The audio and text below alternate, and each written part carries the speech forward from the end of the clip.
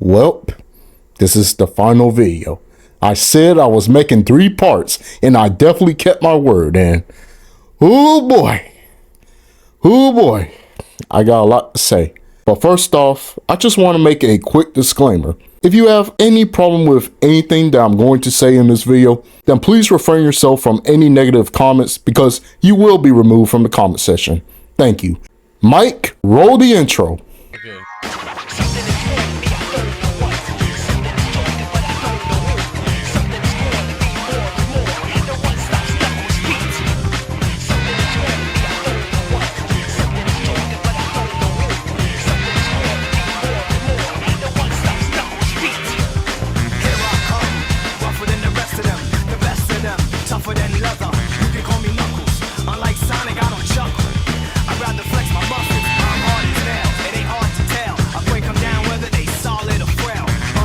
Amy Rose, Rosie the Rascal. You know her, you love her. She was, and still is, a very controversial character. I've made 2 videos talking about how she was an amazing character that was a whole different breed in the Sonic series, and how she was misunderstood, and how fans back then were making her out to be the literal devil of the franchise. I believe wholeheartedly that Amy in the 2000s wasn't a perfect character, but goddammit, she had heart and was the heart of the series. From her energetic and spunky personality to her fiery, hot-headed, and at most of the time, justified temper, to her loving and compassionate nature, she left a huge impression on the series and has a wide fan base because of that. However, people thought that she was extremely one-note because of her unapologetic love for the blue blur, and was making her out to be someone that she was not. Hence, making her an extremely controversial character.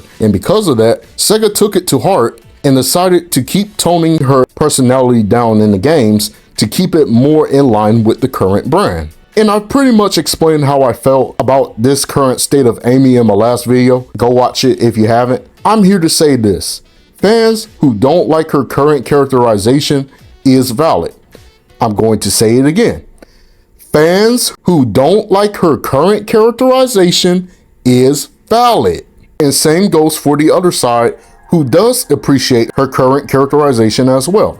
I'm not saying that you can't appreciate both eras of Amy because that shows that you love and appreciate that character from all sides. However, for people like me who isn't too fond of her current characterization, I don't think that it should be seen as antagonistic or trying to say that her original portrayal was perfect with little to no flaws. But here's the bottom line here. Amy isn't perfect. I know that's a pretty basic statement to say. I mean, no character is perfect. But for Amy Rose, I think that's the whole point. Because what are her flaws? She's impulsive, she's got a temper, she's loud and ecstatic, and she's a bit bratty at times. I think all those flaws that she has is essential to her character because that can give someone a character who you can relate to. Amy embraces those flaws. There's a reason why fans are voicing their frustrations because I don't think you notice, and I think I've made it clear, but Amy has been in the mud for God knows how long. And look, I'm not saying her original 2000s portrayal couldn't be criticized or can't be criticized, but the thing was, there wasn't any valid criticisms to begin with. From making fan art that flanderized her character into something that she's not, to internet posts calling her a female dog, and to faking a literal screenshot of a Sonic team interview.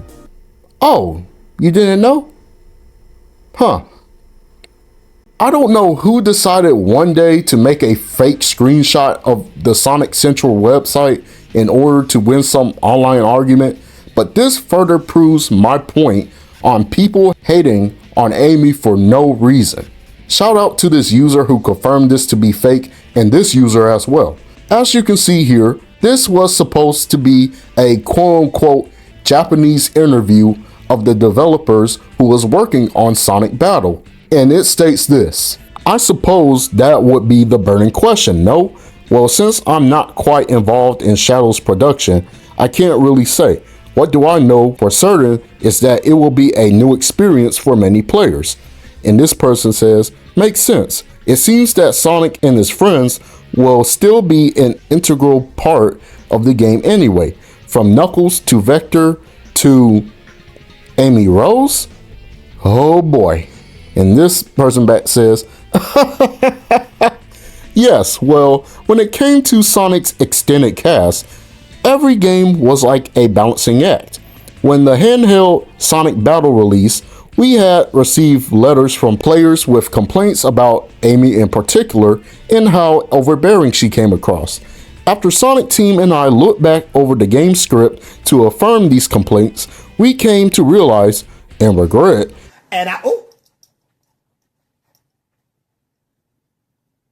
just how far we overstepped.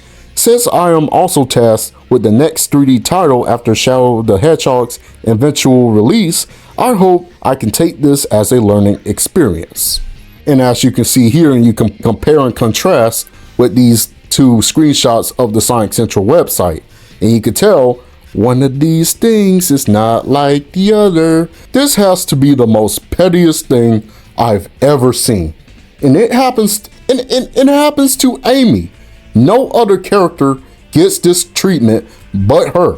And you can tell it's fake because it doesn't have the additional text on the bottom. I know Amy in battle wasn't all that great. I'm not pretending that she was. But to fake a screenshot of a Sonic Team interview of the Japanese devs in order to prove a point is just downright disgusting. And oh boy, this isn't the first time this happened, where some idiot faked a certain piece of info in regards to Amy, because take a look at this. So apparently someone edited Amy's dialogue from episode 52 of Sonic X of the original Japanese dub with the English subtitles, and this is what it says. So here's what the text actually says.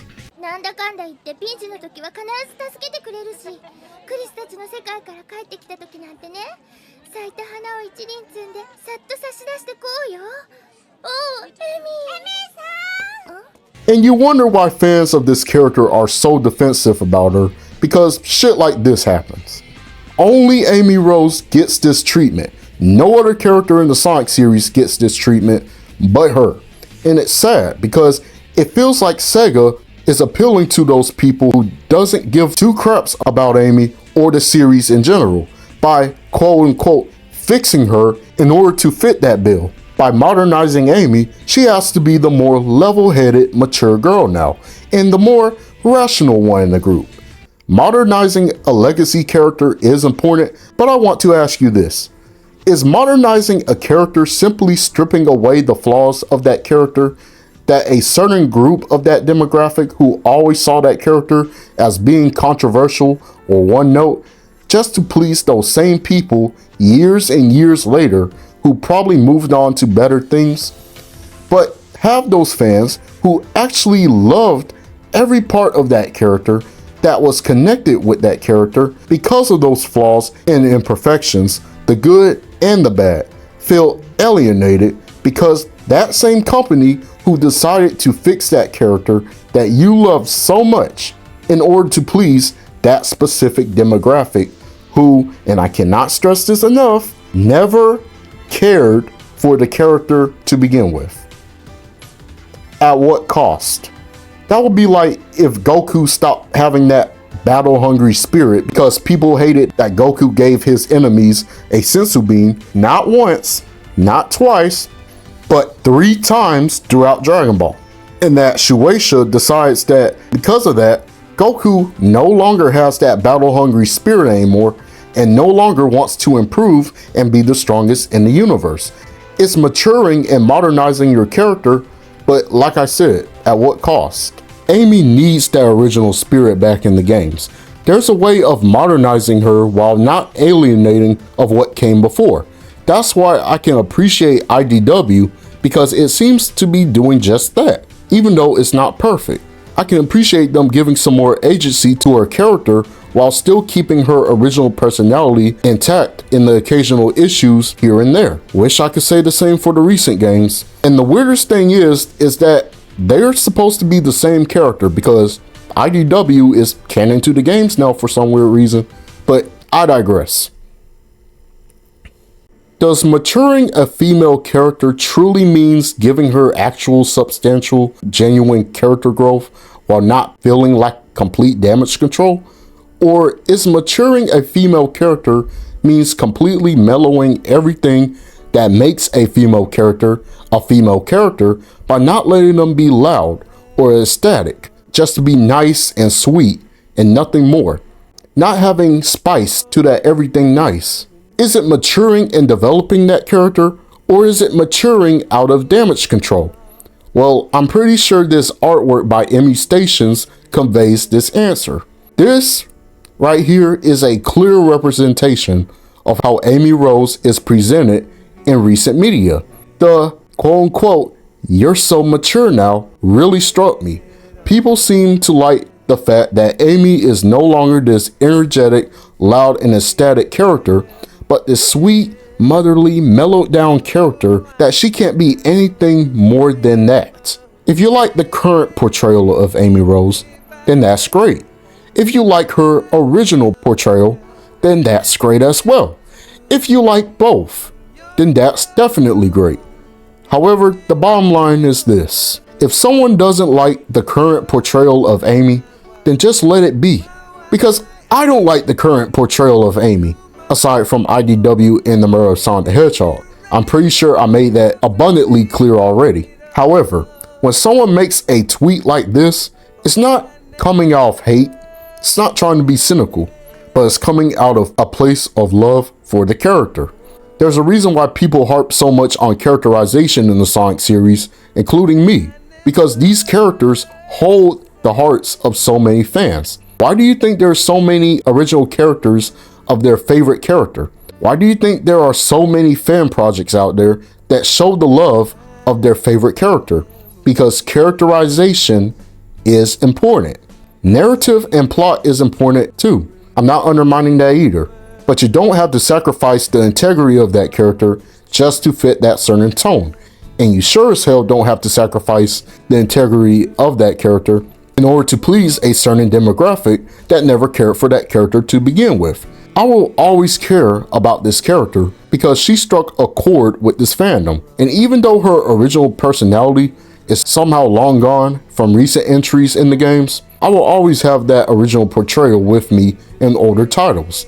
It's really a shame that Amy Rose is the only character that gets the short end of the stick. People only looked at one part of her and never knew the nuances in her character to begin with. I really enjoyed making this mini-series because it was a way of pushing the agenda across, and I really hope you guys see this and see it from my point of view and others' point of view.